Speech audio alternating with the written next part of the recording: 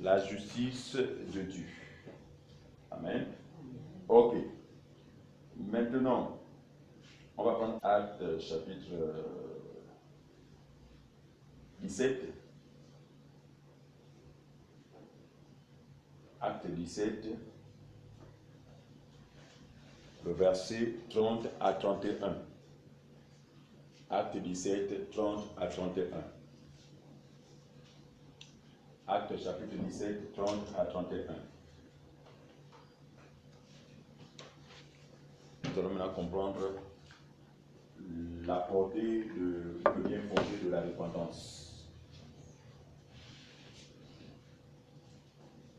Acte 17, 30 à 31. Dieu, sans tenir compte des temps d'ignorance, annonce maintenant à tous les hommes, en tout lieu, qu'ils aient à se repentir, parce qu'il a fixé un jour où il va juger le monde selon sa justice, par un homme qu'il a désigné, et il en a donné à tous une preuve digne de foi, en le ressuscitant d'entre les morts. Amen. La Bible dit, Dieu, sans tenir compte des temps d'ignorance, annonce à tout homme, pas seulement les Juifs, mais à tout homme, n'est-ce pas, à tout être vivant, à tout être humain, sur toute la surface de la terre, qu'ils aient à faire quoi? À se repentir. Maintenant, je voudrais vraiment que nous comprenions le rapport qu'il y a entre le fait que la loi soit, que Christ soit le fait que Christ est la fin de la loi, d'accord, et la repentance. Voilà. La repentance est très mal comprise malheureusement dans le milieu religieux. On a fait croire aux gens que se repentir, c'est prendre la décision de ne plus poser tel acte, tel acte, tel acte, oubliant que tous ces actes relevaient simplement de la loi. Ça veut dire que si nous sommes dispensés de la loi, la repentance ne peut être ce qu'on nous fait faire dans les églises. La repentance, par contre, consiste à quoi?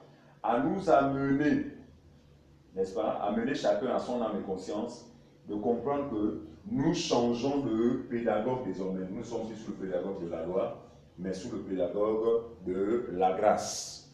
Donc la repentance, c'est quoi? C'est l'appel à changer de pédagogue, simplement. Vous comprenez ça? Voilà.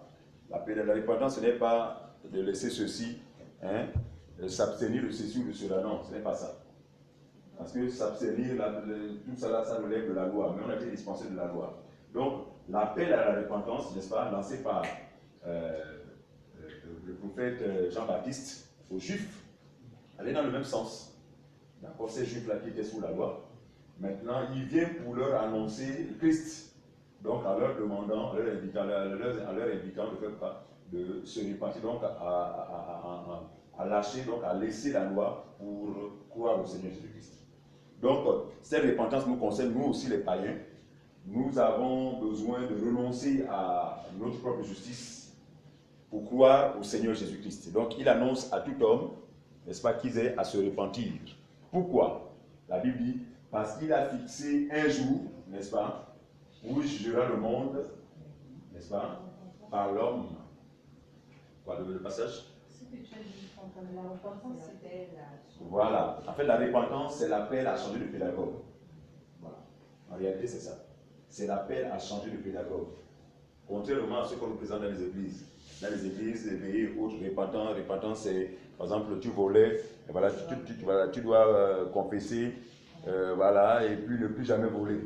Ne sachant pas que même si tu ne voles pas, tu es tout transgresseur de la loi. Voilà. Tu es tout transgresseur de la loi, du point de vue de la loi. Maintenant, donc, en fait, la repentance, que ce soit à l'endroit des juifs comme des non-juifs, la repentance consiste à faire quoi? À changer de pédagogue. Du moins, à réaliser. Parce que nous savons que changer de pédagogue, c'est une œuvre de Dieu. Ce n'est pas humain, on n'en a pas la capacité. D'accord? Mais c'est cette compréhension-là. Voilà, la repentance, c'est une compréhension. C'est le fait de comprendre que désormais, j'ai été dispensé de la grâce, de la loi, parce que Christ, en qui j'ai cru, est la fin de la loi. Ça s'appelle la repentance. Donc, c'est à cette repentance, n'est-ce pas, que Dieu invite justement les Juifs et les non-Juifs. Pourquoi se repentir? Il dit que parce qu'il a fixé un temps, n'est-ce pas, où il jugera le monde conformément à sa justice. Par qui? Par l'homme qu'il a établi, hein, et pour lequel il a donné une preuve aux hommes. N'est-ce pas? Donc, le jugement aura lieu sur la base de quelque chose, sur la base de sa justice. Ça veut dire que quiconque ne va pas s'appuyer sur sa justice ne sera pas sauvé. C'est quoi la justice de Dieu? Donc, pour être sauvé, dans les temps dans lesquels nous sommes, nous avons besoin d'abord de comprendre la justice de Dieu. De comprendre la justice de Dieu. Et une fois que nous l'aurons accompli, nous allons nous y appuyer. Ça, nous allons nous y appuyer parce que nous savons qu'il n'y a pas d'autre moyen pour nous pour être sauvés. Et je rappelle que quand là-bas, à chaque temps où Dieu a exercé le jugement dans le monde, il a toujours pourvu à un moyen d'être sauvé. C'est ce que nous avons qualifié de justice. À l'époque de Noé, la justice de Dieu, c'était l'arche. D'accord? Voilà Dieu qui annonce seulement la destruction du monde. Mais dans son amour, il met en place toujours un plan de salut. Donc le plan de salut à l'époque de Noé, c'était l'arche. Donc cette arche constituait quoi? La justice de Dieu. Vous comprenez ça? Voilà. Ça veut dire que quiconque ne se retrouvait pas dans cette arche ne pouvait être sauvé. En d'autres termes, le seul moyen que Dieu avait mis à disposition des hommes en ce temps, c'était entrer dans l'arche. Mais regardez, cette justice s'est manifestée sous la même forme que la nôtre aujourd'hui, donc la foi. Vous voyez, Dieu donne un message qui va détruire, voilà, et qu'il fallait qu'une arche soit construite, et que les gens étaient conviés à y entrer. Vous voyez, mais ça paraissait tellement absurde. Déjà, comme j'ai l'habitude de dire, l'arche est construite carrément en forêt, alors qu'en temps normal, l'arche devait être construite au bord de la mer. Bref, il y avait tellement d'incohérences que, vous voyez, le message du Seigneur Jésus en ce temps a été une folie. Comme le message de la croix en est. C'est ça? Le message de la croix, le message du salut, de l'arche, au temps de Noé, en fait, fut une folie pour les hommes. Dans la mesure où il n'y avait rien de cohérent, quoi. Voilà. Donc, tu vois que l'option de la folie, c'est la même option que le Seigneur entretient de nos jours. C'est pourquoi Paul dit que l'évangile est une folie pour ceux qui périssent. Hein? Mais la puissance de Dieu pour ceux qui croient. Très bien. Donc, vous voyez bien que, à cause justement de cette incohérence du point de vue humain, en tout cas, peu ont été inspirés, ont été motivés à y aller. Mais seul Noé et sa famille ont été sauvés. D'accord? Donc, la justice de Dieu au temps de Noé, c'était l'arche. Ça veut dire quoi? Ça veut dire que si Dieu pouvait juger les gens sur la base de la loi, par exemple, à l'époque de Noé, Noé lui-même serait condamné, serait mort. Il pouvait être sauvé. Vous comprenez ça? Parce que Noé était un homme de même nature que vous et moi. Aussi descendant d'Adam et Ève. Donc au départ, nature pécheur. Et si la loi avait déjà été communiquée en son temps, il en serait transgresseur. Vous comprenez ça? Mais Noé fut sauvé par la foi. Lisons rapidement Genèse chapitre 6. Écoutez le témoignage que Dieu va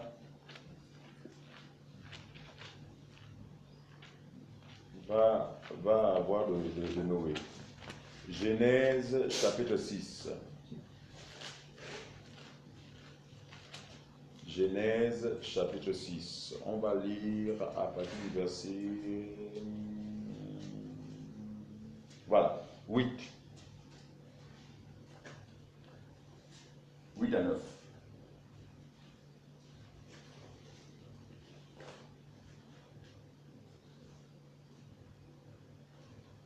Genèse 6, le verset 8 à 9. Genèse 8, verset 6, verset 8 à 9. Oui. Page 14. Mais Noé trouva grâce aux yeux de l'Éternel. Vous comprenez ça? Regardez. Qu'est-ce que nous comprenons? Nous comprenons que finalement, même dans l'ombre Dans la première alliance, la notion de la grâce y était. D'accord? Mais elle était voilée. Mais c'est dans la nouvelle alliance maintenant que la grâce est pleinement révélée. La Bible dit, Noé trouva grâce aux yeux de l'Éternel. Ça veut dire quoi? Noé n'a pas été sauvé parce qu'il aurait fait en fait une œuvre particulière. Bien comprendre ça. Mais Noé trouva grâce. Pourquoi? Parce qu'il crut. Vous voyez bien que le principe est le même. Vous êtes sauvés par la grâce, par le moyen de la foi. Vous voyez? Noé crut. Et à cause de sa foi, il trouva grâce. Vous voyez? Le principe est le même. On y va, mon frère. Voici la postérité De Noé. Noé était un homme Juste. intègre Voilà. dans son temps. Noé marchait avec Dieu. D'après vous, ce témoignage veut-il dire que Noé était irréprochable? On dit, Noé était un homme juste, intègre en son temps. Noé marchait avec Dieu. Qu'est-ce que vous comprenez par là? Qu'est-ce qui a fait la force de Noé? C'est simplement la foi. C'est pourquoi, quand vous allez voir, ce que j'aime avec l'auteur de l'Hébreu, c'est que dans le livre d'Hébreu, chapitre 11, il relate, il va de relater tous ceux-là qui ont été justifiés par Dieu grâce à la foi. Donc Noé. C'est par la foi que Noé. C'est par la foi que. C'est par la foi. On dit bien, Noé était un homme juste et intègre en son temps. En fait, juste simplement parce qu'il croyait, il croyait aux paroles, aux promesses du Seigneur. Donc c'est par la foi que l'on peut être intègre. Un homme intègre, selon le Seigneur, c'est celui qui croit. Un homme juste, selon le Seigneur, c'est celui qui croit. D'accord? Voilà. Donc, si nous voulons être justes, nous voulons être intègres, restons fermes dans la foi. Mais maintenant, le même Noé, s'il fallait qu'il soit jugé sur la base de la loi, pouvait-il s'en sortir, s'il vous plaît? Génial. Et je ne sais pas si j'ai choqué celui qui Caleb hier, quand il disait que, à l'époque de Noé, si et seulement si un homosexuel, parce que ça c'est un peu l'extrême, n'est-ce pas, dans le mal, pour certains. Quand on est un meurtrier, quand on est un homosexuel, bon, c'est l'extrême. Bon, prenons le cas d'un homosexuel. Je disais aux frères que, à la même époque de Noé, si l'homosexuel pouvait croire justement comme Noé l'avait fait, ce dernier pouvait échapper au déluge. Parce que sa foi allait l'amener à rentrer dans l'arche. C'est la foi que nous manifestons, n'est-ce pas, vis-à-vis des Écritures ou à l'endroit des Écritures, qui nous introduit justement dans la justice de Dieu. Voyez? Donc, si l'homosexuel pouvait croire comme Noé l'avait fait, il serait épargné du déluge. Pour démontrer encore que nous ne sommes pas sauvés par nos œuvres, mais nous sommes sauvés par la foi. N'est-ce pas? Ok. Revenons justement à là où nous étions. Donc, quand il a fixé un jour où il jugera le monde, quoi, selon Actes 17, 30 à 31. Reprenons les deux. Reprenons.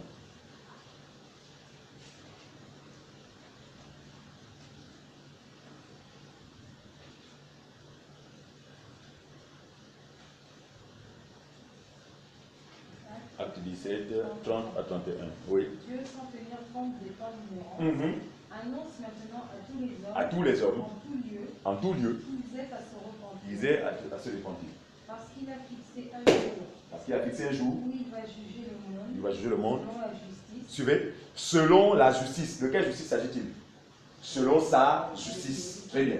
Donc, le jugement, n'est-ce pas, que le monde attend, ne se fera que sur la base de sa justice. Pas sur la base de la justice qui vient de la loi, pas sur la base de la justice qui est la nôtre, mais sur la base de sa propre justice. D'où la nécessité justement de comprendre et de connaître cette justice. Parce que si nous ne la comprenons pas, si nous ne la connaissons pas, nous ne pourrons être sauvés. C'est pourquoi, vous allez voir que c'est pourquoi l'évangile justement a été communiqué aux 12 pour que celui-ci soit prêché par tout le monde entier. Pourquoi? Parce que c'est cet évangile-là justement qui révèle la justice de Dieu. Vous comprenez ça?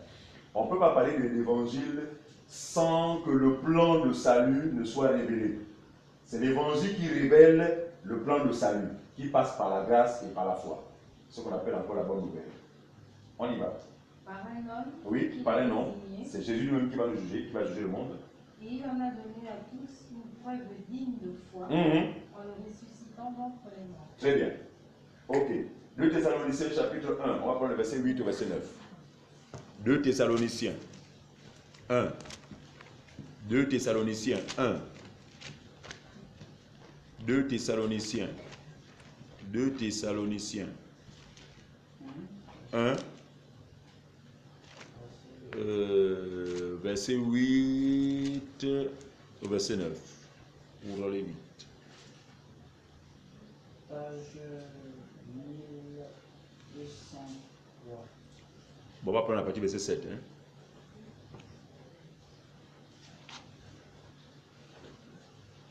Bon, on va prendre verset 6 pour mieux comprendre. Parce que car il est de la justice de Dieu de rendre la fiction à ceux qui vous affligent. Verset 7. Et de vous donner à vous qui êtes affligés du repos avec nous lorsque le Seigneur Jésus apparaîtra du ciel avec les anges de sa puissance. C'est ça, verset 8. Ça, c'est le jour du jugement. Hein? Voilà. Au milieu d'une flamme de feu. Pour faire quoi? Pour punir ceux qui ne connaissent pas Dieu, premièrement, et ceux qui n'obéissent pas à l'évangile de notre Seigneur Jésus-Christ. La Bible dit, ils auront pour châtiment une ruine éternelle, loin de la face du Seigneur et de la gloire de sa force. La Bible dit, le jugement aura pour but de punir quoi? De punir ceux qui ne connaissent pas Dieu et ceux qui n'obéissent pas à l'évangile. Obéir à l'évangile, c'est quoi? Ne pas obéir à l'évangile, c'est quoi? C'est ne pas s'appuyer sur ce que révèle l'évangile. L'évangile révèle quoi? L'évangile révèle la justice de Dieu, n'est-ce pas? À laquelle nous sommes conviés, n'est-ce pas? À nous y appuyer, à nous appuyer. Justice sans laquelle personne ne sera sauvé. Et comme je le disais, au temps de Noé, c'était l'âge, frères et sœurs. Dans l'accomplissement, cette hache, c'est Jésus-Christ. Voilà. Donc l'âge de Noé s'est accompli. Je dit que je ne suis pas venu abolir la loi de Moïse, ni les prophètes, mais je suis venu accomplir. Donc dans l'accomplissement, il révèle que l'âge là, qui constituait la justice au temps de Noé, c'était lui-même. Donc aujourd'hui encore, au-delà de la dérive du monde que nous constatons tous, il y a une justice qui nous a été accordée. En fait, du moins, Dieu a mis à la disposition des humains une justice qui n'est rien d'autre que la personne du Seigneur Jésus-Christ. Ok. Prenons un exemple simplement de notre. Revenons un peu sur la justice qui nous est propre. Ésaïe 64, verset 5. Ésaïe 64, le verset 5. Justice sur laquelle malheureusement beaucoup de personnes s'appuient. Voilà. Ésaïe 64, le verset 5.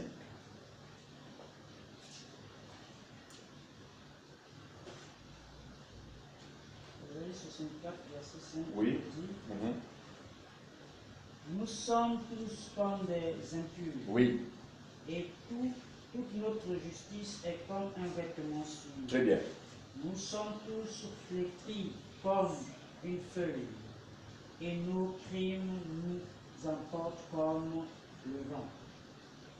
Il dit nous sommes tous comme des impurs, n'est-ce pas? Et notre justice, c'est comme quoi? Comme un vêtement souillé. Vous allez voir qu'avant qu'on ait eu la grâce de connaître l'évangile, je suis sûr que chacun de nous s'appuyait sur sa propre justice.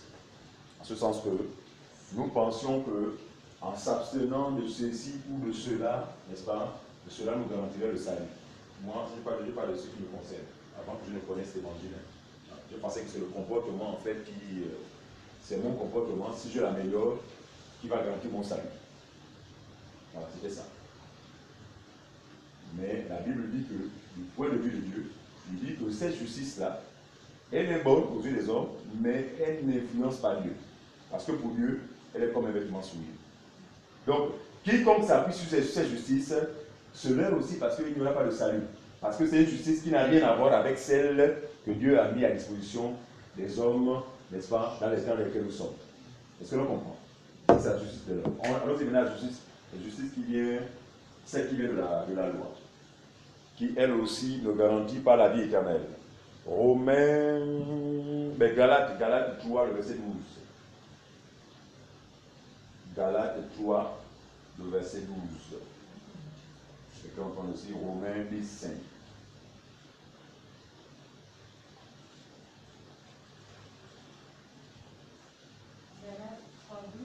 Galates 3, 12.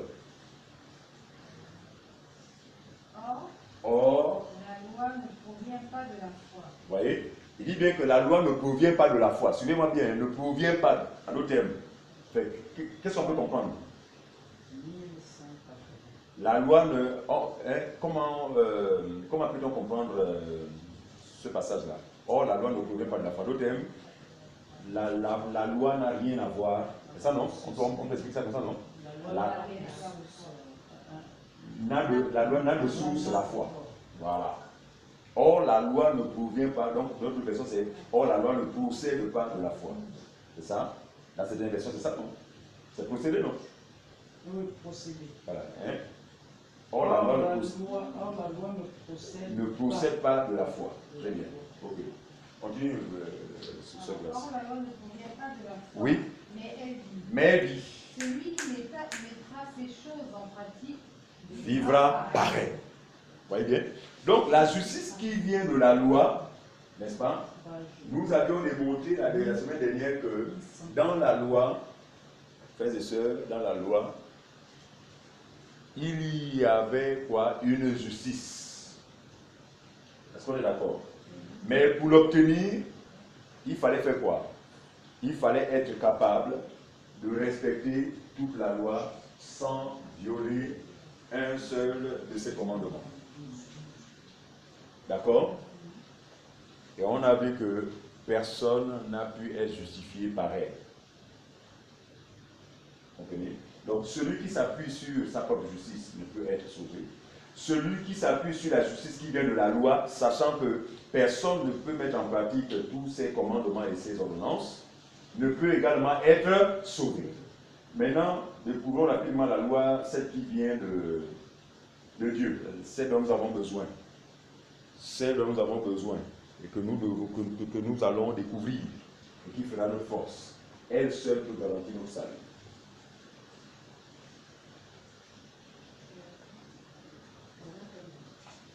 Romains 10, 6 à 8.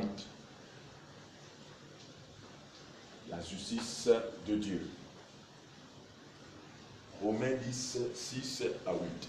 Page 1143. Romains 10, verset 6 à 8. Oui. Mais voici comment parle la justice qui vient de la foi. Voilà. C'est ce dont nous avons besoin.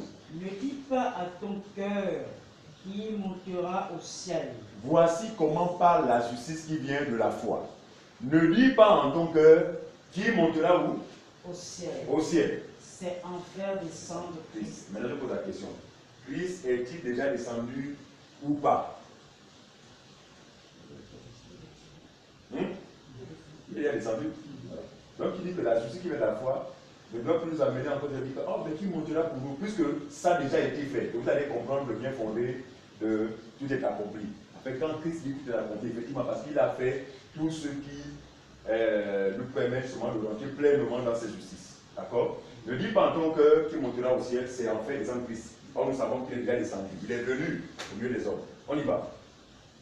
Ou qui descendra dans l'abîme, c'est faire remonter Christ Voilà. les morts. Ou qui descendra dans l'abîme. Vous savez que Jésus est déjà descendu dans les enfers, dans les abîmes, n'est-ce pas? Sans faire remonter Christ. Nous savons qu'il est déjà descendu. Très bien. Que dit-elle donc? Que dit-elle donc? La parole est près de toi. La parole est près de toi. Dans ta bouche. Dans ta bouche. Dans ton cœur. Dans ton cœur. Or, c'est la parole de La foi foi. Regardez. que nous prêchons. la parole ne peut être dans nos bouches si elle n'est à l'intérieur de chacun d'entre nous. La Bible dit que c'est de l'abondance du cœur que la bouche parle.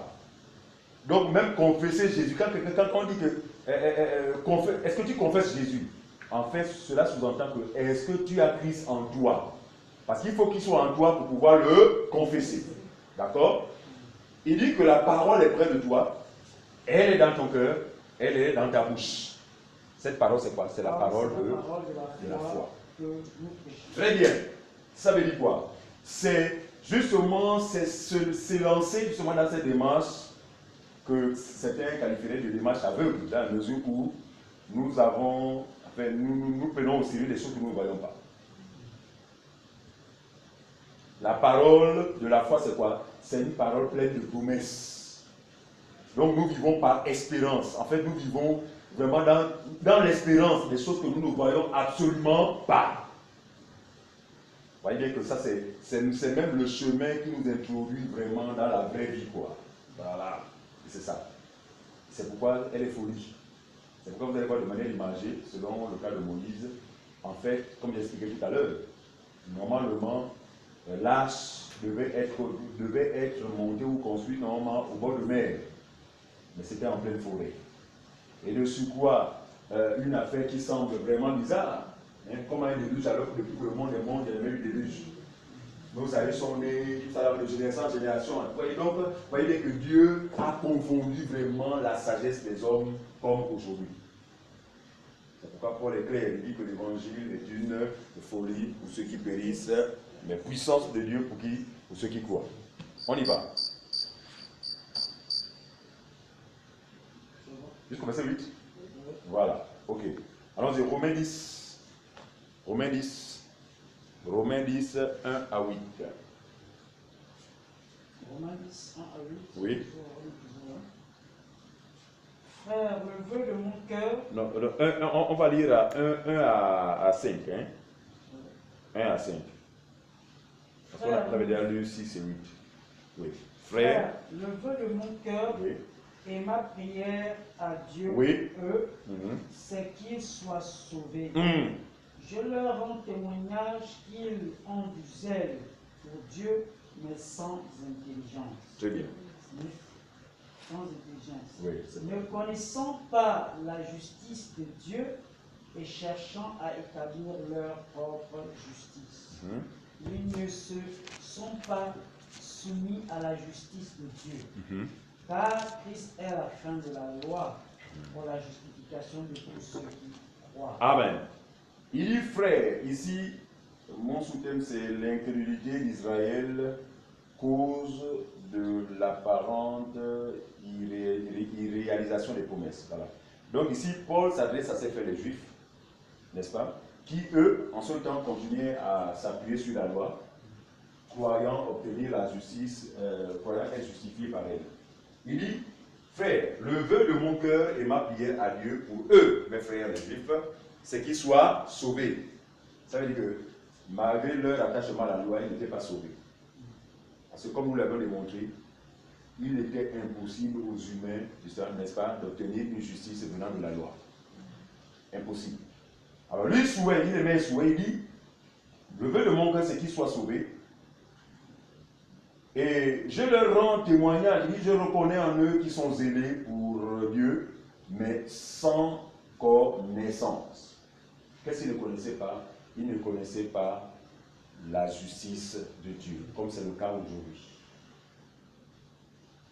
On se dit chrétien, on va soi-disant à l'église, on jeûne, bref, on va à pas mal d'activités au nom de Jésus.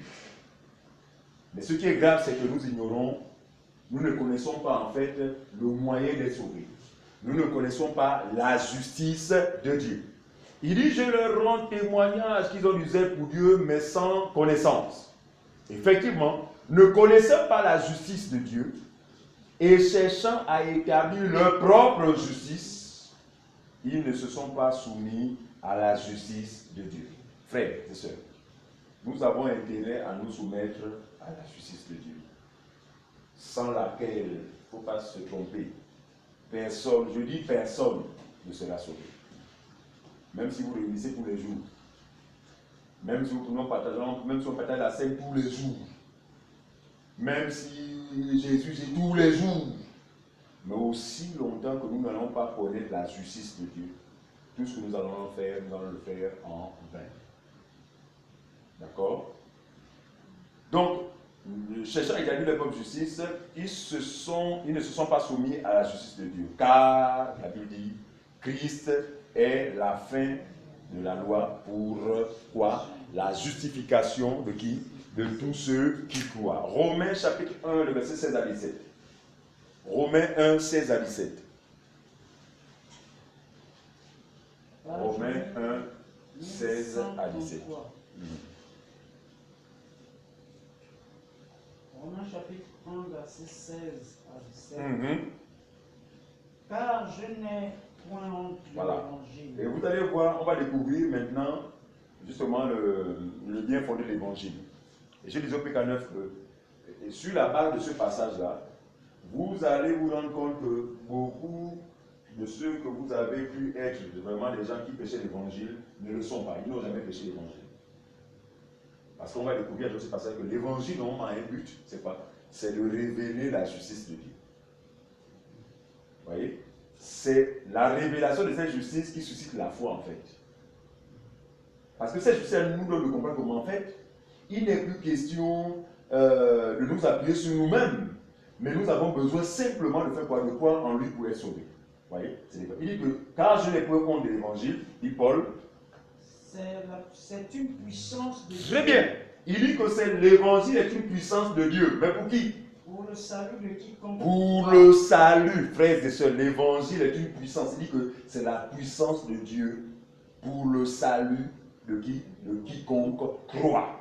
Du juif premièrement. Du juif premièrement. Oui, du grec. Très bien.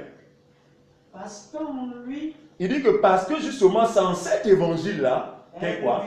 Qu'est révélée la justice de Dieu qui s'obtient, frère. Et pour la foi, selon qu'il est écrit, le juste vivra par la foi. Très bien. Quand c'est en lui, n'est-ce pas, qu'est révélée quoi? La justice de Dieu.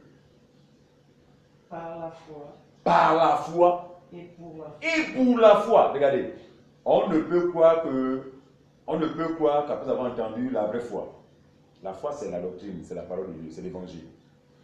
C'est pourquoi il dit par la foi. La foi, c'est le fait de croire à ceux que j'écoute. Hein? La foi vient de ceux que l'on entend. Donc, par la foi et pour la foi.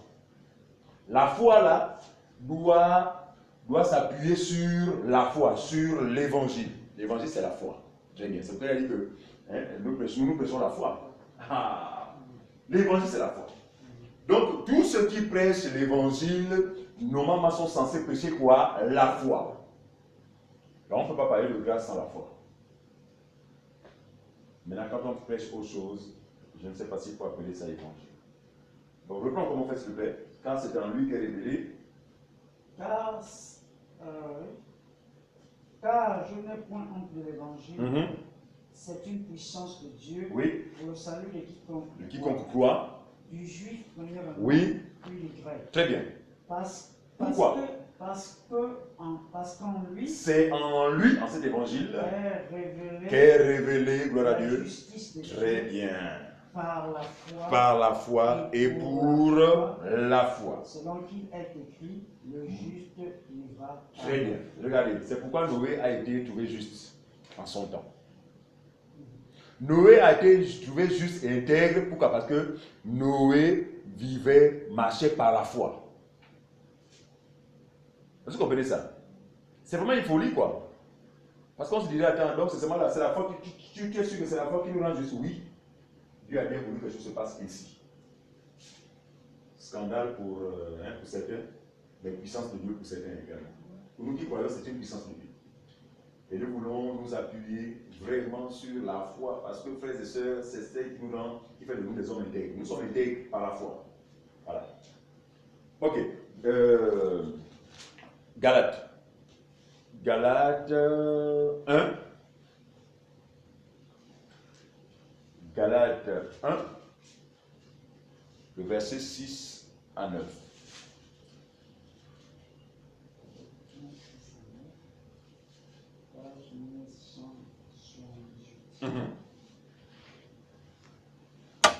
Les points de l'évangile. C'est la puissance de Dieu pour celui qui croit. Galates 1, verset 6. 6 à 9. Je m'étonne que vous vous détourniez. Je m'étonne que vous vous détourniez si promptement de celui qui vous a appelé. De celui qui vous a appelé Par la grâce. Par la grâce. Pour passer à un autre évangile. Très bien. En d'autres termes, je m'étonne de ceux que vous vous détournez de celui qui vous a appelé, n'est-ce pas, à la justice de Dieu pour passer à une autre justice. Parce qu'on a vu que l'évangile, c'est quoi? L'évangile, c'est la révélation de la justice de Dieu. Alors ici, Paul s'étonne de ce que les gens mettent de côté la justice de Dieu pour établir leur propre justice. On y va. Non pas qu'il y ait un autre évangile. Donc, on dirait encore, non pas qu'il y ait une autre justice. Vous comprenez, ça dit qu'on fait évangile. Désormais, quand vous entendez l'évangile, vous voyez la justice de Dieu. Parce qu'on a vu tout à l'heure que l'évangile fait quoi? L'évangile révèle quoi? La justice de Dieu. Donc, non pas qu'il y ait une autre justice, effectivement, nous corroborons, nous disons oui, effectivement, dans les cas dans lesquels nous sommes, il n'y a qu'un seul moyen pour être sauvé. Et c'est la justice de Dieu. Et cette justice passe par quoi? Passe par la grâce au moyen de la foi. Non pas qu'il y ait un autre évangile, mais il y a des gens qui vous troublent. Il y a des gens qui vous troublent. Et qui veulent renverser l'évangile. Très bien. Ils veulent renverser l'évangile de Christ en faisant quoi? Frères et sœurs, si nous comprenons un peu ce que nous sommes en train de dire. Pourquoi? Remarquez que ce passage-là, souvent on peut l'utiliser comme ça lorsqu'on prêche, mais s'il faut le mettre, situer dans son contexte. Ici, Paul est en train de se braquer, on ne fait pas se braquer, mais de réprimer un peu tous ceux qui se prétendent être de Christ, mais qui continuent à tenir les casseroles, donc la loi. Voilà, très bien. Et pour lui, ce n'est pas l'évangile, parce qu'il va dire plus loin qu'un peu de levain fait monter toute la pâte. Donc, à chaque fois qu'on mélange la loi et la grâce, eh bien, on est en train d'annuler tout, quoi. Voilà. Donc, ces personnes troublent les gens, justement, quoi, en les éloignant de la justice de Dieu, n'est-ce pas, à travers leur message, parce que leur message semble leur faire croire que par ses propres moyens, on peut être sauvé. Donc, en cela, ces personnes troublent le peuple. Non pas qu'il y ait une autre justice, non pas qu'il y ait un autre évangile, mais il y a des gens qui vous troublent. Et qui veulent faire quoi? Et qui veulent renverser l'évangile de notre Seigneur. On y va. Mais quand nous-mêmes, les apôtres, quand un ange du ciel, même lorsqu'un ange du ciel annoncerait un autre évangile, viendrait annoncer un autre évangile, viendrait vous proposer une autre justice, que celui que nous vous avons très bien, prêché, que celui que nous vous avons révélé à travers notre évangile, qu'il soit anathème. Qu'il soit anathème. On continue là-dessus, mon frère. Nous l'avons dit précédemment, Voyez? Et je le répète à cette heure, si quelqu'un vous annonce un autre évangile que celui que vous avez reçu, qu'il soit anathème. Vous voyez bien que c'est tellement déterminant, n'est-ce pas, que l'apôtre insiste. Cette insistance-là, c'est à cause de, justement, du caractère sensible. C'est-à-dire que si nous ne sommes pas vigilants, si nous passons à côté, malheureusement, nous allons être perdus. Il dit, je le répète, comme je dis à cette heure, quiconque fait quoi? Annonce un autre évangile. Quiconque annonce notre évangile, que celui que vous avez reçu, voilà, qu'il soit anathème. Clair et net. Donc, désormais, quand on parle d'évangile, vous voyez quoi? La justice de Dieu. Parce qu'on a dit au départ que nous prêchons quoi? Ils prêchaient quoi, les frères? Les frères prêchaient quoi? Les Pierre, les ils prêchaient quoi? Ils prêchaient la foi. Ils prêchaient la foi. La foi en quoi? En qui? La foi en Christ, qui est lui-même la justice de Dieu. Toujours Galates. Galates chapitre 5, 4 à 12. Galates chapitre 5, 4 à 12. Galates chapitre 5, verset 4 à 12. Oui. Vous êtes séparés de Christ, tous qui cherchez la justification dans la loi. Voilà. Vous êtes déchus de la grâce. Tu veux, il dit, vous êtes quoi? Séparés de Christ. Frères et sœurs, quel est le sort d'un frère ou d'une sœur qui se retrouve séparé de Christ? C'est la mort, c'est la mort. Il va plus loin. Il dit, vous êtes déchus de la grâce, frère. Et hier, au PK9, nous rappelions que, en fait, la fois où ce terme-là a été utilisé, c'est concernant Lucifer. Au départ, Lucifer est devenu bien plus tard un ange déchu. Vous voyez bien que. Donc, vous subissez exactement le même sort que Lucifer. Et déchu, c'est quoi? Quand on dit que tu es déchu, c'est quoi? Rejeté, privé. Seigneur. Vous êtes déchu, n'est-ce pas, de la grâce, frère, la grâce. La grâce, c'est la vie, frère. Quand on est privé de ça, c'est compliqué. Vous voyez? Vous qui? Vous tous qui faites quoi? Tous ceux qui sont privés, là, qui sont déchus là, c'est quoi? Vous êtes privés de la grâce de voilà? Vous êtes déchus? Oui, relis. Pour nous, hein? Relis. Le Vous êtes séparés de Christ. Oui. Vous tous qui cherchez la justification dans la loi. Oui. Vous êtes déchus de la grâce. De la grâce. Pour nous, c'est la foi Amen. que nous attendons. Vous voyez? Suivez. Il dit pour nous, pour nous. Et quand Paul dit pour nous, hein, il parle de qui exactement? Il parle de l'Église, nous qui avons cru. Parce qu'on ne peut pas s'attacher à la loi et peut-être être de l'Église. Non, l'Église ne connaît pas la loi. L'Église connaît la foi et la grâce. Mais il dit maintenant pour nous. Donc maintenant il vient dans le contexte qui est le nôtre.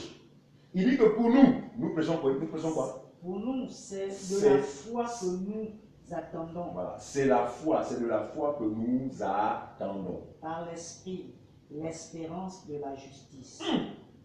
Car en Jésus-Christ, ni la circoncision, ni l'incirconcision N'a de valeur, mais la foi qui est agissante par la charité. Vous voyez bien que nous sommes sauvés par l'espérance. Le salut n'est pas écrit sur le visage de quelqu'un que tu es sauvé.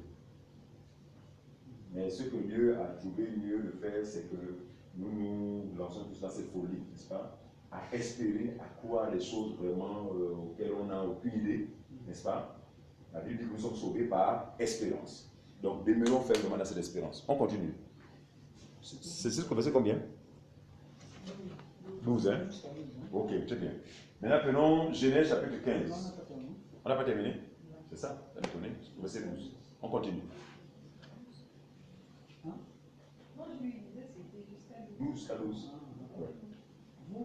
Vous pourriez bien, Oui. qui vous a arrivé Voilà.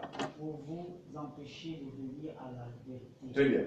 Donc, vous pourriez bien. Il y en a qui semblaient un moment comprendre la grâce, comprendre la foi, mais qui, justement, ont été séduits par les faux messages qui les ont malheureusement ramenés sous l'ancien pédagogue. Cette Il dit que influence cette influence-là ne peut venir ne du Seigneur vient pas de Jésus-Christ celui qui vous a appelé. qui vous a appelé. D'accord? Hein? Regardez, si cette influence ne vient pas de celui qui nous a appelé, cette influence peut venir de qui? De l'autre, forcément. Très bien. Un peu de levain ferme au levain Voilà. de la pâte. Il dit que un peu de levain, parce que c'était ces frères-là qui me donnaient des frères, mais qui mélangeaient en même temps la loi et la grâce. Et Paul dit que cette influence, justement, ne peut venir du Seigneur Jésus-Christ. Car un peu de levain, voilà. Ce passage-là veut dire, regarde, le mélange. Ce que je disais hier, c'est ça. Je disais que allez justement, allez rapprochez-vous des commerçants, donc notamment de celles qui vendent des gâteaux. Et proposez à ces vendeurs de gâteaux d'en vendre, à faire vendre des gâteaux sans qu'ils n'aient associé du levain à leur pâte. Donc disons, moi, je ne peux pas me lancer dans un tel commerce. Pourquoi? Parce que sans le levain, les bénéfices ne sont pas évidents. D'accord? C'est le levain qui vient gonfler la pâte. Voyez? Et vous allez voir que le moyen de séduction justement de ces faux prédicateurs-là qui mélangent, c'est quoi? C'est dans ce mélange-là, en fait, il y a comme de la mystification. Vous voyez bien? La pâte sans levain, elle est vraiment, voilà, un plat, tout ça. Mais il faut mettre le levain, voilà. C'est impressionnant. Voilà, et c'est pourquoi vous allez voir que la démarche de tous les faux prédicateurs, c'est toujours chercher tout à impressionner, chercher tout à mystifier. Pas? Et dans cette mystification, c'est pourquoi? Parce qu'ils ont associé à la parole de Dieu le levain. Que Dieu avait interdit au peuple justement pour préparer le sort. Parce que pour que le peuple sorte, Dieu avait tellement demandé au peuple de se débarrasser de tout ce qu'il y a comme levain, de ne pas associer justement au repas de Pâques le levain. Et plus tard, selon Moïse, lorsque la Pâque a été instituée, justement, pendant la période de Pâques, tout Israélite devait se débarrasser de ce qu'on appelle le levain. Même si tu en avais dans ton armoire, là, en tant que juif, tu dois te débarrasser de ça pendant cette période de Pâques. En fait, c'est symbolique. C'était pour montrer justement la portée de la pureté de la parole de Dieu, qui ne doit subir aucun mélange. Simplement ça. Vous voyez? C'est pourquoi tu vois Jésus, même quand il s'adresse aux disciples, il dit que gardez-vous du levain des pharisiens. Or, quand il n'y avait aucun rapport entre la levure et les pharisiens, eux, c'était la loi. Mais en quoi Jésus va-t-il établir un rapport avec le levain? Ils ne sont pas des cuisiniers, ils ne sont pas des pâtissiers. D'accord? Mais c'est pendant l'explication maintenant qui donne aux Juifs, qui donne à celle-ci, en disant que en fait, quand je vous le disais, je vous demandais simplement de vous garder de l'enseignement des pharisiens, qui ne s'appuyaient que sur la loi, ne sachant pas que je suis venu pour mettre fin à la loi. D'accord? J'ai cette confiance en vous. Amen. Dans le Seigneur. Dans le Seigneur. Que vous ne pensez pas autrement. Vous comprenez? Regardez, ici, ça s'adresse aux vrais frères, aux vraies sœurs. Il dit que j'ai cette confiance en vous, que vous ne pensez pas autrement que ce que je viens de dire tout à l'heure. Est-ce que parmi nous, il y a des gens qui pensent autrement que Paul? Nous sommes d'accord avec lui. N'est-ce pas? On y va. Mais celui qui vous trouble emportera quoi? Quel qu'il soit, emportera la peine. Est-ce que vous comprenez ça? Qui sont ceux qui troublent? Voilà. Mais le ménage, ils font le ménage. Quel type de ménage font-ils? Voilà. Donc, aux yeux de Dieu, ce sont des gens qui sèment le trouble. Il dit que quel qu'il soit, ils emporteront quoi? La peine. On y va. Pour moi, frère Paul, si je prêche encore la circoncision qui était un commandement de la loi, pourquoi suis-je encore persécuté? Très bien, point d'interrogation. Le scandale de la croix a donc disparu. Puisse-t-il être retranché ceux qui mettent le trouble parmi vous? Clair et net. Vous avez vu que Paul est dur, enfin, a tenu des propos vraiment durs à l'égard de ses faux frères qui viennent s'aimer le trouble, visant à faire quoi? Visant à nous éloigner de l'arche. Voilà. Il ne faut rien d'autre que chercher à éloigner les gens de l'arche, ne sachant pas que c'est le seul moyen que Dieu a mis à nos dispositions. On a verset 12? Ok. Prenons Genèse chapitre 15 pour voir un petit peu, avoir une idée de la foi que nous professons. La foi de notre patriarche Abraham. Genèse 15, 4 à 6.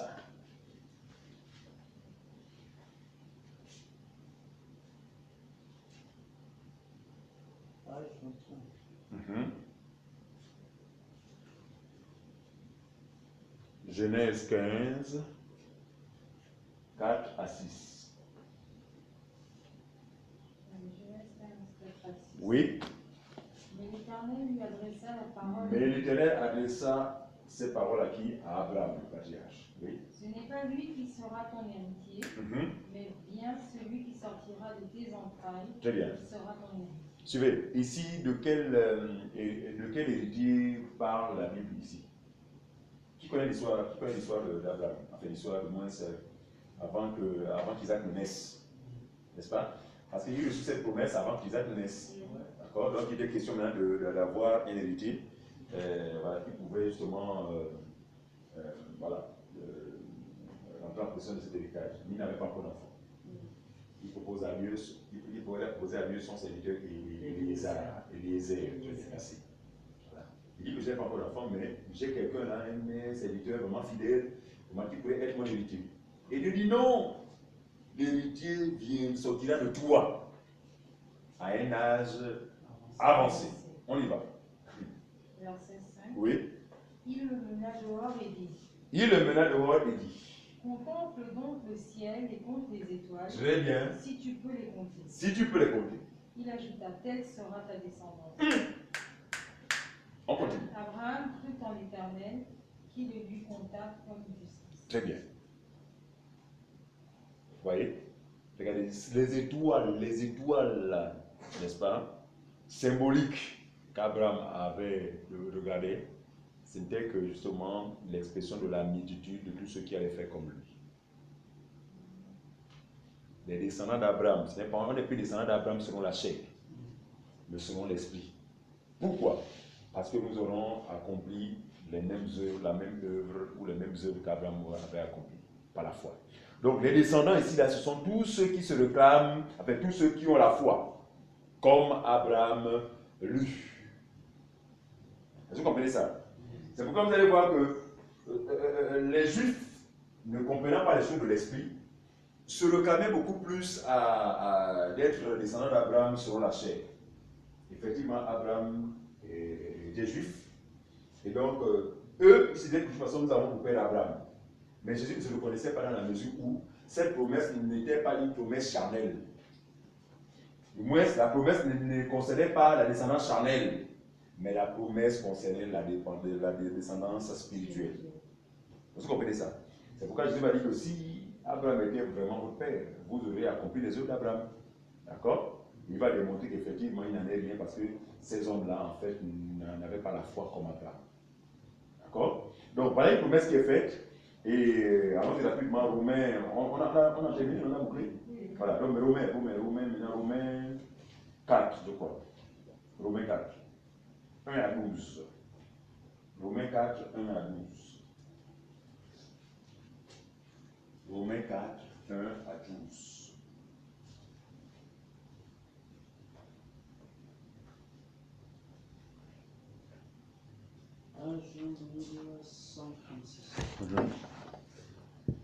Romains 4, 1 à 12.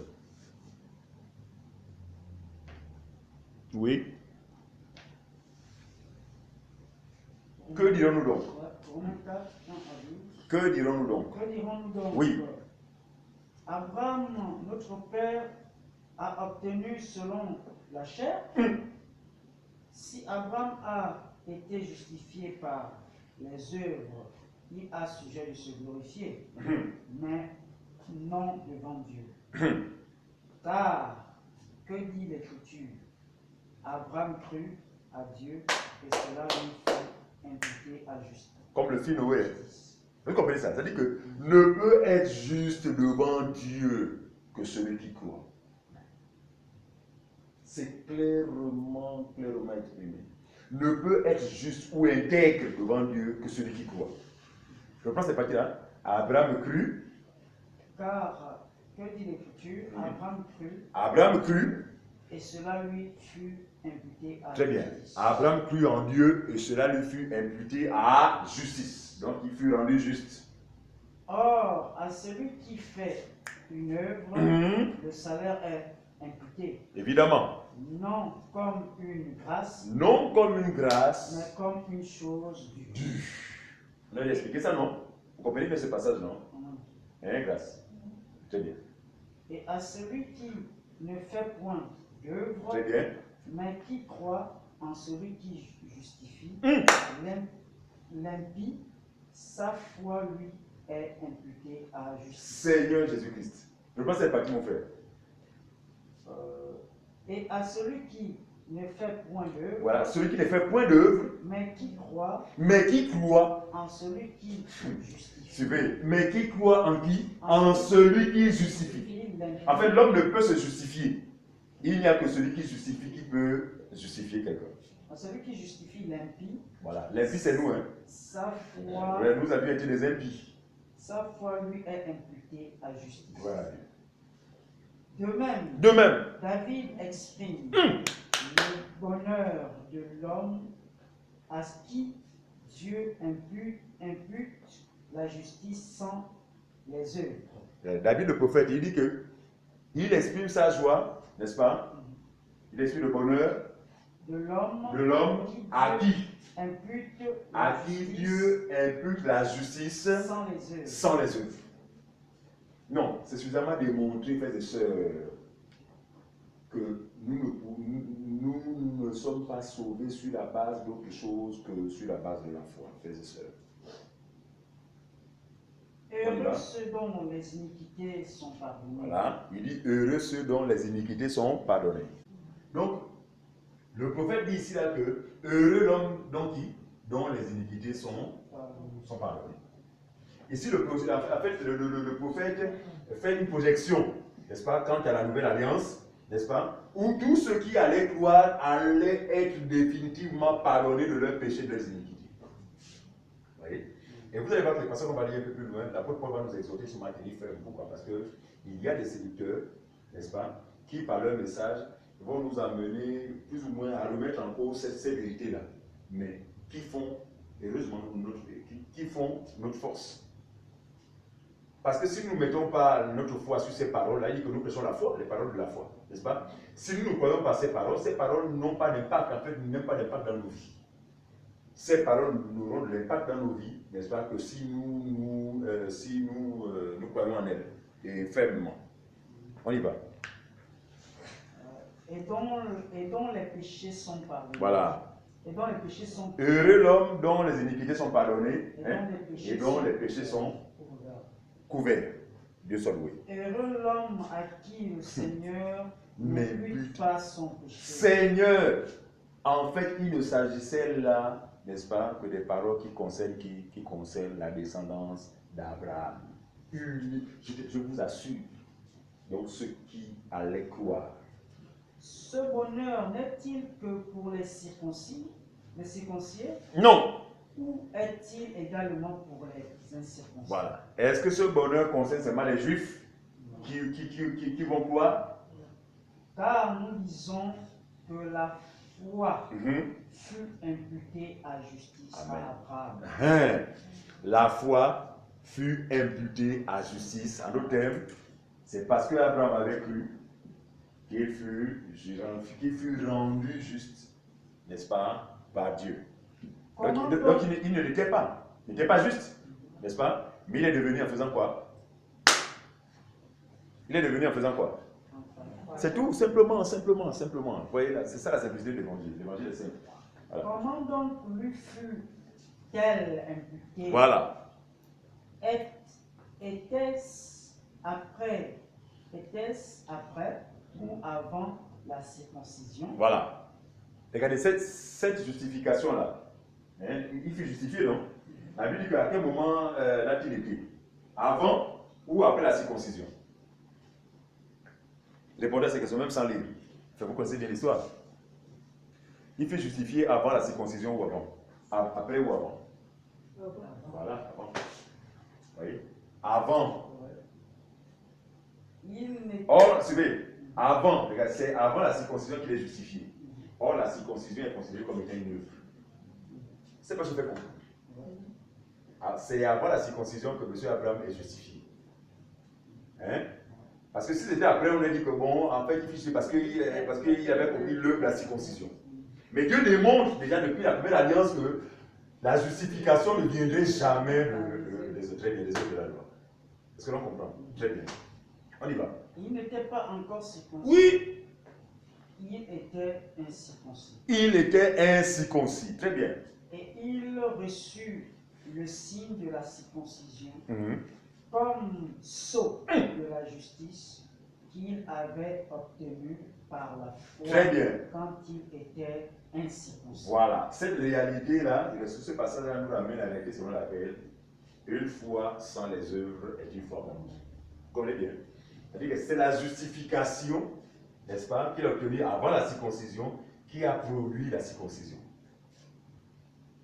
De même, nous aujourd'hui, hein, en fait, c'est la justification qui nous donnera de produire les œuvres. Très bien. Est-ce que vous voyez ça? Voilà. Donc, nous ne disons pas que la justification est sans œuvre. Hein. Ah non, loin de là. La justification produit des œuvres. Voilà. Celui qui est sauvé se démarque de celui qui n'est pas sauvé. Celui qui est sauvé se distingue de celui qui n'est pas sauvé. Très bien. On y va, mon frère. On va terminer. Obtenu par la foi, oui, quand il était incirconcis, afin d'être le père de tous les circoncis, de tous les circoncis, les incirconcis autant pour moi, qui croient, voilà, pour que la justice leur fût aussi imputée. Donc de la même manière, Abraham fut justifié avant la circoncision. De même, nous aussi les incirconcis, n'est-ce pas? N'étant pas circoncis, nous les circoncis, donc nous les nations, n'est-ce pas? Nous pouvons, comme Abraham, justement, jouir de la justification sans la circoncision. Est-ce que vous comprenez ça? Oui. Voilà. On y va. Et le père des circoncis, qui ne sont pas seulement circoncis, mais encore qui marchent sur les traces de la foi. Amen. De notre père Abraham. Très bien. Quand il était incirconcis. Dieu soit loué. C'est suffisamment clair, non? Ouais. Ok. Jusqu'à combien? On a dit jusqu'à combien? 12. 12. C'est bon. Ok. Romains 3. Romains 3, 21 à 30. Romains 3, 21 à 30. Romains 3, 21 à 30. Mais maintenant, sans la loi, est manifestée la justice de Dieu, à laquelle rendent témoignage la loi et les prophètes. On a vu tout à l'heure le témoignage de David, n'est-ce pas? Sans la loi, nous pouvons être justifiés.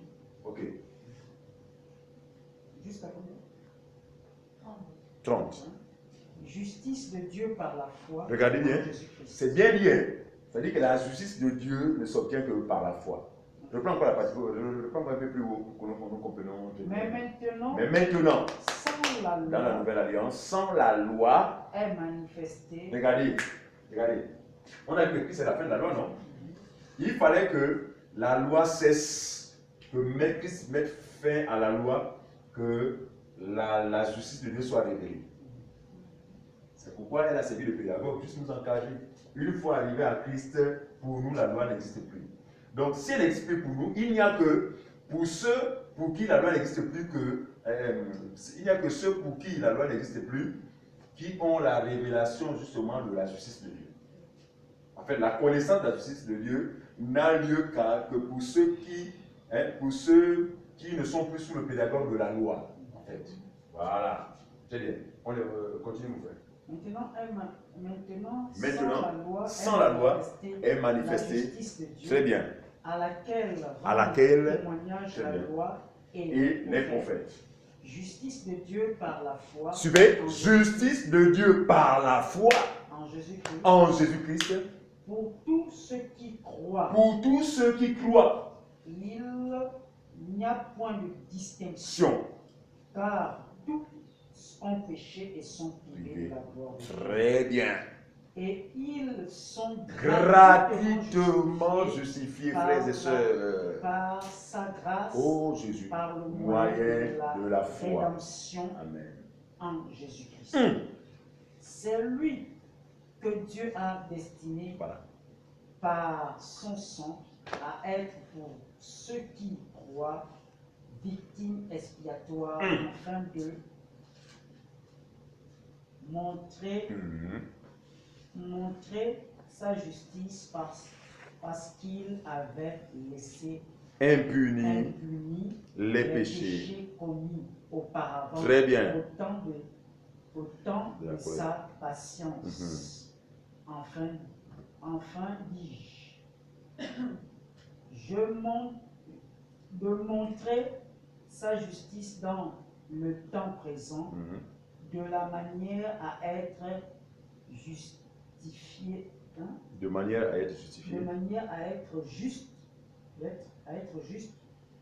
tout en justifiant celui qui a la foi Voilà. en Jésus. De manière à être juste, tout en justifiant qui? Celui qui a la foi en Jésus. C'est clair. Vous voyez bien que là, nous sommes en train de révéler justement la justice de Dieu. Voilà, elle passe par la foi. Vous voulez être sauvé, vous voulez faire, voilà la justice de Dieu que l'évangile révèle. On y va. Où donc est le sujet de se glorifier? Est-ce qu'il y a lieu de se glorifier? Il est exclu par quelle loi? Par la loi des œuvres. Non, mais par la loi de la foi. Car nous pensons que l'homme est justifié par la foi sans les œuvres. Très bien. De la loi. Ou bien Dieu est-il seulement le Dieu des Juifs? N'est-il pas aussi des païens? Ouais. Oui, il est aussi des païens. Puisqu'il y a un seul Dieu qui justifiera par la foi. Car il y a un seul Dieu qui justifiera par la foi les circoncis, par la foi les incirconcis. Très bien. Donc les circoncis et les incirconcis seront justifiés par un seul principe qui est celui de la foi. D'accord? C'est bien clair? Voilà. Donc ne soyez pas comme ceux-là qui ont été influencés négativement au point de se détourner de cette justice. Ok. 1 Corinthiens, je crois, 1, 30. Maintenant, 1 Corinthiens 1, 30. 1 Corinthiens 1. 1 Corinthiens 1. 1 Corinthiens chapitre 1. 30. Voilà, 30 à 31. Page 1151.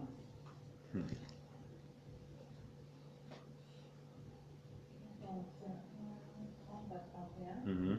Or, c'est par lui que vous êtes en Christ Jésus, qui, de par Dieu, est fait pour nous sagesse et aussi justice, sanctification et rédemption.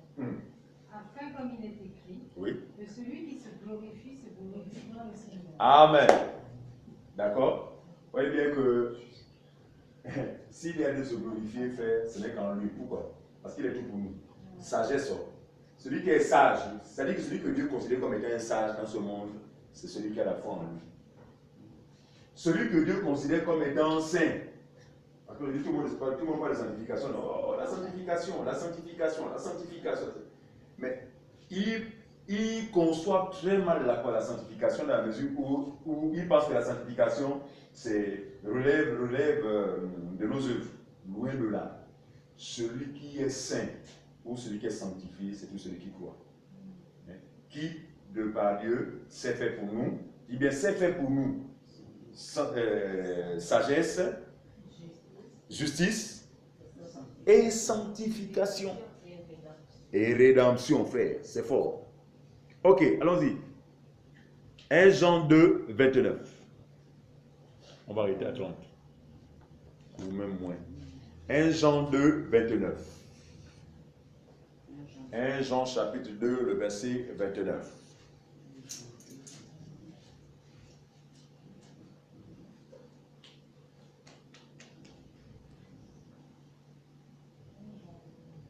Jean 2, le verset 29.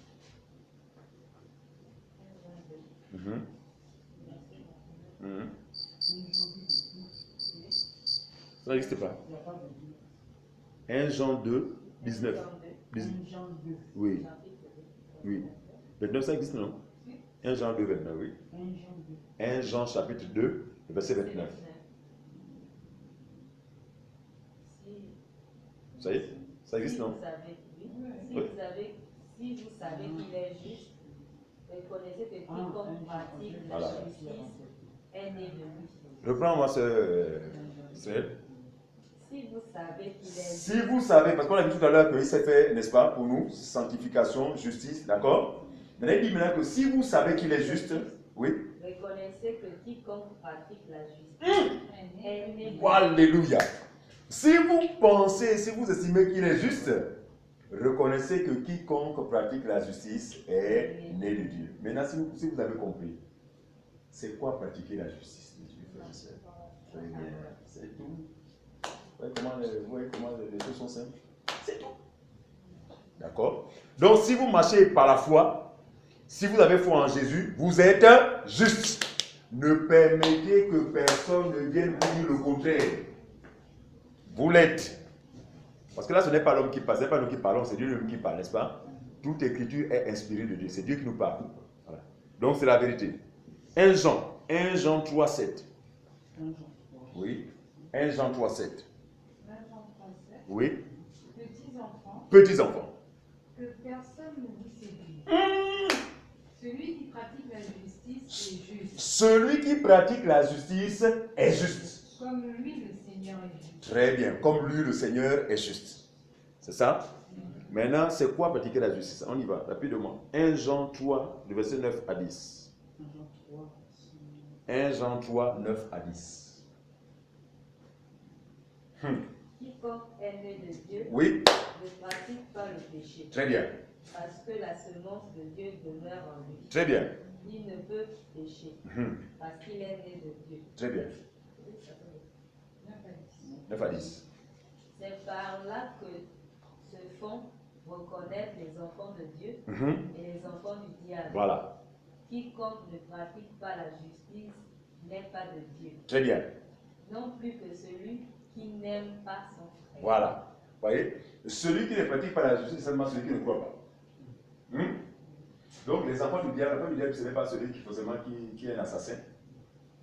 Mais l'enfant du diable, c'est celui qui ne croit pas.